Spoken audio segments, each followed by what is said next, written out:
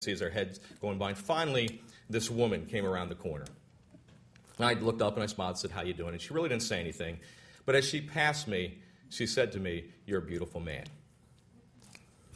As I think about that, God sends angels. And you know, as I turned to look to see where she went, she opened the door and turned into the psych ward.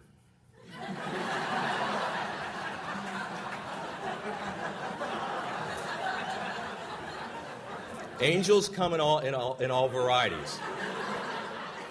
And the only thing I could think of was a line from the movie Bruce Almighty, and I looked up and said, "Now you're just showing off." But angels do. Angels come in all varieties.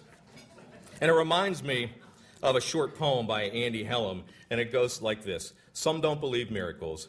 They say what happens is by chance. They rush through God's creation without a passing glance. But for those who look and listen throughout each precious day, they will find the tracks of angels as they move along their way. On our journey, we've had many angels touch us, and our faith has been strong. You know, faith doesn't get you around problems. It gets you through problems. And we've been God-winked many times along the way, too. As a matter of fact, tonight's gathering, I think, has a huge God wink. And a God wink to me is those moments when you realize something's at work that's greater than you. That you just go, wow, that happened, and I just can't believe it just happened. And tonight's God wink kind of goes like this. A friend of Kathy's mom, named Sue Brower, has a friend in what we thought at the time was the Midwest. She actually lives in Phoenix, and her name is Kay. And that's all we knew Kay by. Kay from the Midwest.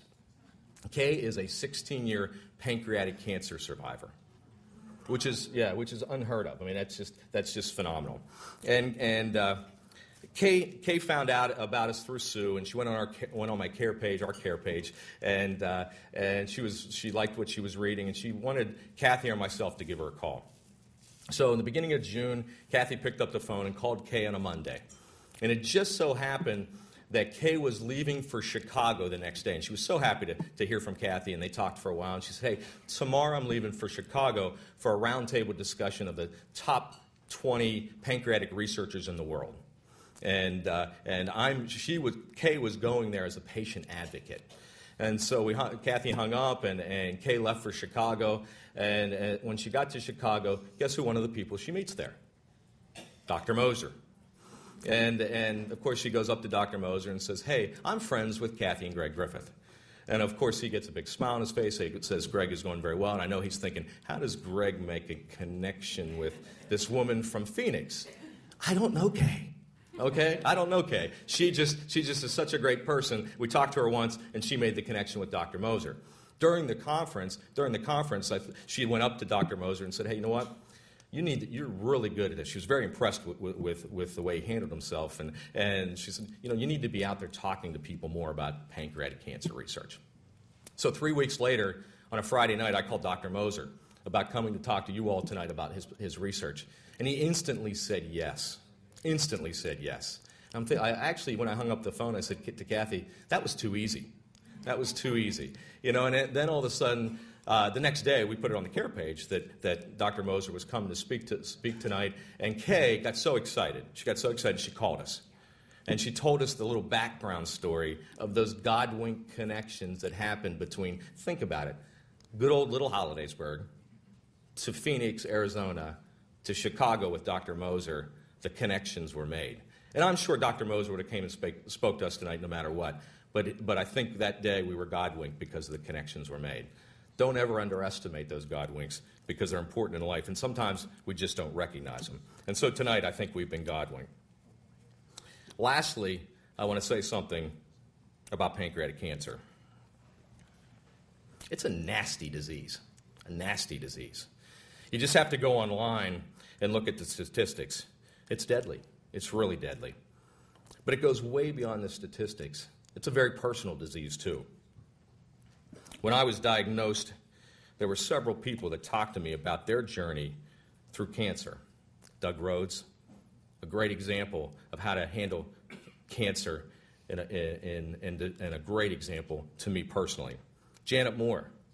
Janet Moore came to me right away and said, "You know what? Don't get too high, don't get too low. you can get through this. And so I thank her for that. There's also several cancer or pancreatic cancer people that called me right away too. And some of them are here tonight. Mary Laver. I spoke with Mary probably the week after I was diagnosed. Dr. Forchero. I mean, I can't tell you. I can't tell you enough.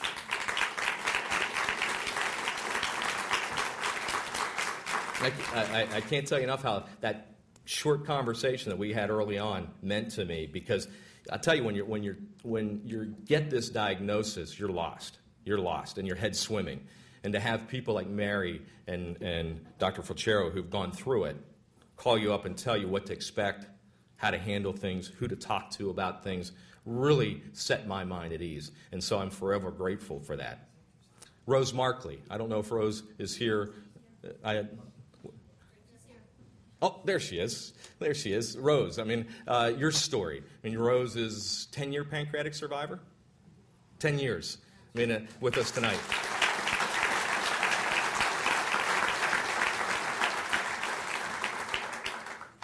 How can I give up hope when I know that there's someone here that's a 10-year cancer survivor, pancreatic cancer survivor?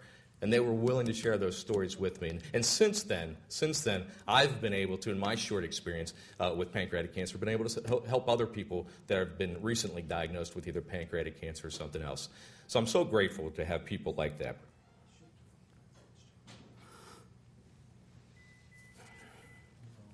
In his speech to the ESPYs, nearly 20 years ago, Jim Valvano, who would later die of cancer, said, "Don't give up. Don't ever give up."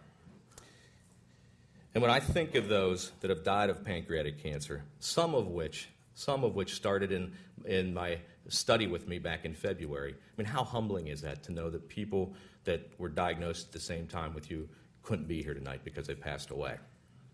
When I think of those people, I don't think of don't give up, don't ever give up. I think more of the time for a cure is now. When Dr. Moser told me about a 4-year-old with pancreatic cancer, I think the time for a cure is now.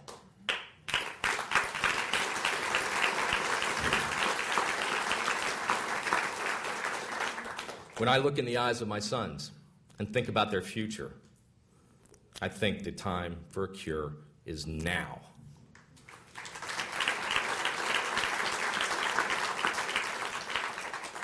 And when I look out over this crowd in this room, and I see the love and commitment of this community, I know the time for a cure is now.